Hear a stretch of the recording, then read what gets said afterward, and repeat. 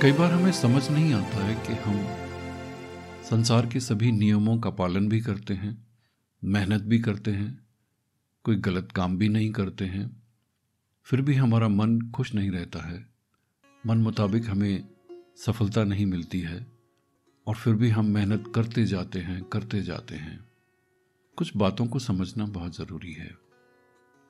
बहुत सारे लोग कहते हैं गुस्सा मत करो, लोभ मत करो, क्रोध मत करो, लेकिन हो नहीं पाता है।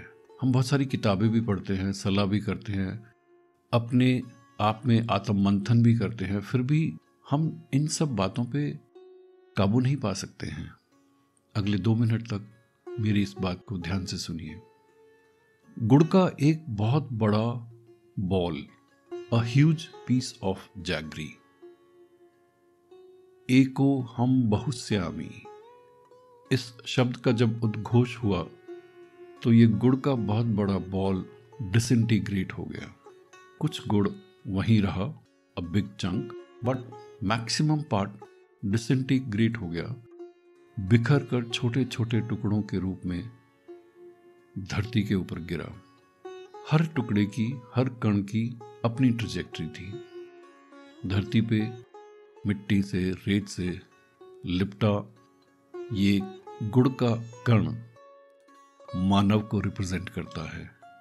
हम मनुष्य अगर अपने आप को ये मान के चलें कि हम वो गुड़ के कण हैं जो उस बड़े पीस ऑफ जैगरी से डिसइंटीग्रेट होकर के अपनी अपनी ट्रैजेक्टरी से इस धरती पे आए हैं और हमारे आसपास मिट्टी और रेत लिपट चुकी है, तो जिंदगी समझने में आपको बहुत आसानी होगी। अब हर गुड़ के कण को वापस जाकर के मेन पीस से मिलना है, लेकिन उसी अवस्था में मिट्टी और रेत जब तक आपके आसपास लगी हुई है, वो जब तक हटेगी नहीं तब तक आप मेन पीस से मिल नहीं सकते हैं। 1-2 शर्तें और हैं। जिस ट्रैजेक्टरी से आप टूट करके आए हो उसी ट्रैजेक्टरी से आप वापस जाओगे। आप अकेले ही उस ट्रैजेक्टरी पे ट्रेवल कर रहे थे और आप अकेले ही उस ट्रैजेक्टरी से ट्रेवल करके वापस जाओगे। कोई आपको लेके नहीं जा सकता है। हाँ, जब तक हम इस धरती पर हैं और ये रेत और मिट्टी हमारे आसपास लगी हुई है, इसका मतलब है काम, क्रोध, मद, लोभ, ये जितनी भी चीज़ें हैं जिनको बहुत सारे बाबा जी लोग भी और धार्मिक पुस्तकें भी कहती हैं कि गुस्सा मत करो, ये छोड़ दो, जब तक ये नहीं हटते हैं हम अपने मेन गुड़ के उस चंक से जाकर के नहीं मिल सकते हैं। अब करना क्या है?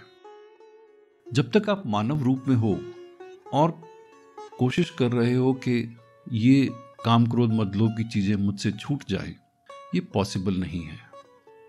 मेरा ये मानना है कि जितने भी लोगों ने पुस्तकों में इन बातों को लिखा है, उन्होंने बड़े बड़े महात्माओं को, ऋषि मुनियों को देखा होगा कि वो काम, क्रोध, मद, लोभ में लिप्त नहीं होते हैं, तो उन्होंने सामान्य जनता को ये बताया कि ये सब नहीं करना चाहिए, तभी आप एक अच्छा जीवन व्यतीत कर सकते हो। लेकिन समझने की ज़रूरत ये है कि जितने भी ये ऋषि मुनि, महात्मा लोग थे, इनका आध्यात्मिक प्लेटफॉर्म बहुत ऊपर है और एक मानव का आध्यात्मिक प्लेटफॉर्म बहुत नीचे है। आप उस स्वरूप में नहीं रह सकते जब तक आपका आध्यात्मिक प्लेटफॉर्म ऊपर नहीं होगा। कहने का मतलब ये है कि जब तक आप मानव रूप में हो तो आप सिर्फ एक काम कर सकते हो, आप अपना आध्यात्मिक प्लेटफॉर्म को अपलिफ्ट कर सकते हो। जब तक आपका आध्यात्मिक प्लेटफॉर्म एलिवेट नहीं होगा, ऊपर नहीं जाएगा, ये चीजें आपसे दूर नहीं हो सकती हैं। मानव और आध्यात्मिक रूप से ऊपर गए लोगों में डिफरेंस यही होता है कि काम, क्रोध, मद, लोभ हमारे आसपास होता है और जो ऋषि मुनि होते हैं उनके पास ये चीजें भटकती भी नहीं है। तो मानव के रूप में आप इन चीजों को नहीं छोड़ पाओगे। हाँ, आप अपना आध्यात्मिक प्लेटफॉर्म ऊपर करना शुरू कर दो, धीरे धीरे ये चीजें अपने आप छूटनी शुरू हो जाएंगी। हम एक विशेष सर्कल में फंस जाते हैं। हमें बताया जा रहा है गुस्सा मत करो और हम गुस्से को छोड़ नहीं पाते हैं और हम इसी चीज के पीछे लग जाते हैं। हमें सफलता मिलती नहीं है और हम उसी चीज के पीछे पड़े रहते हैं। समझने की ज़रूरत यह है कि ज़िंदगी में इस धरती पे आने का मेन मकसद यही है कि ये जो मिट्टी और रेत हमारे आसपास लगी है, इससे हमें छुटकारा पाना है और धीरे धीरे अपने मेन गुड़ के उस ढेले के साथ जाके चिपकना है। अब बहुत सारे लोग ये भी आपको बताते हैं कि हम आपको उस अवस्था में ले जाएंगे। कोई किसी को नहीं लेके जा सकता है। आप किसी भी धर्म को ले लीजिए, आप किसी भी ऐसी धारणा को ले लीजिए जो स्पिरिचुअल वर्ड से जुड़ी हुई है। सिर्फ एक ही इंसान हुआ है जो उस लाइन में सक्सेसफुल हुआ है, बाकी सब उसके अनुयायी रहे हैं। मैंने जैसे पहले भी कहा कि आपकी अपनी एक ट्रजेक्टरी है, आपको इनिशिएट किया जा सकता है, कोई आपको इस मार्ग में डाल सकता है और थोड़ा बहुत आपको सपोर्ट कर सकता है, लेकिन उसके बाद आपकी ये जो यात्रा है ये अपने आप अकेली होगी। आप किसी का सहारा लेके ये यात्रा नहीं कर सकते हैं। और इस यात्रा को शुरू करने का हर इंसान का अपना एक समय है। आप समय से पहले भी अगर इस यात्रा के बारे में सोचना शुरू कर देंगे तो बहुत मुश्किल आ जाएगी आपको। कोशिश ये करिए, अपने समय का इंतज़ार करिए। तब तक आप मानव शरीर में हैं, मानव शरीर में ये अशुद्धियाँ लगी रहती हैं। Be okay with yourself. ठीक है, मुझे गुस्सा आता है, ठीक है, मुझे लालच होता है, मुझे जेलसी होती है, आप मानव शरीर में हो, ये सब होता है तो इट्स ऑल राइट। जबरदस्ती अपने आप को साथ में ज़्यादा हार्श होने की ज़रूरत नहीं है कि मैं अपना ये ठीक कर लूँ, मैं अपना ये ठीक कर लूँ। हाँ, एक्सेस में मत जाइए। सांसारिक जीवन में आने के लिए अगर आप मेरी बात मान सकते हैं, जो देवता लोग होते हैं, असुर होते हैं, राक्षस होते हैं, वो सभी कोशिश करते हैं कि हम मानव शरीर में आ जाएं, बिकॉज मानव शरीर ही एक ऐसा प्लेटफॉर्म है जहाँ पर आप स्पिरिचुअलिज्म की तरफ बढ़ सकते हैं। और कोई भी ऐसा प्लेटफॉर्म नहीं है जहां पर आप स्पिरिचुअलिज्म की तरफ बढ़ सके। इसीलिए सभी लोग इसी अवस्था में आते हैं और फिर यहां से अपनी यात्रा वापस शुरू करते हैं। तो बी ओके विद योरसेल्फ। जबरदस्ती मत करिए, आपका भी समय आएगा। ठीक है, थोड़ा थोड़ा आप अध्यात्म की तरफ जाना शुरू करिए और ज़रूरत से ज़्यादा एक्सीलेटर मत दबाइए इस दिशा में, नहीं तो बहुत मुश्किल हो जाएगी आपको। और किसी को ज़रूरत से ज़्यादा फॉलो भी मत करिए। थोड़ा बहुत ठीक है, शुरू में आपको थोड़ा सा मार्गदर्शन की ज़रूरत होती है, या कईयों को अपने आप से मार्गदर्शन अपने अंदर से ही आता है।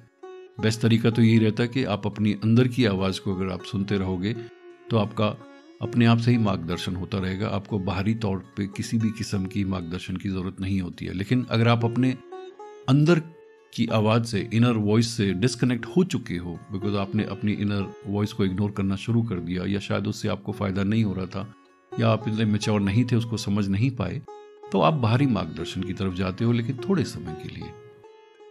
तो कोशिश करिए। और एक बात और ध्यान में रखिए, सांसारिक दुनिया और आध्यात्मिक दुनिया के जो नियम हैं वो बहुत अलग हैं।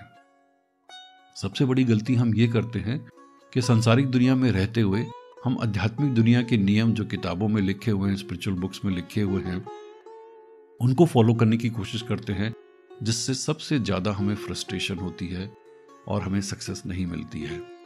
तो अगर हम सांसारिक दुनिया में हैं, मानव शरीर में हैं, तो हम सांसारिक दुनिया के नियम फॉलो करें जो इंसान के बनाए हुए हैं, सोसाइटी के बनाए हुए हैं, किसी भगवान ने नहीं बनाए हुए हैं।